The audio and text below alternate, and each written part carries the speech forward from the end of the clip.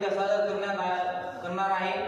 कारण एका खेड्यामध्ये माय आपली कशी वागत असते याच्यावर थोडक्यात गुणगान या कवितेमध्ये गायलेलं आहे। तरी शांत मनाने ती ऐकून घ्यावी हीच माझी विनंती आहे।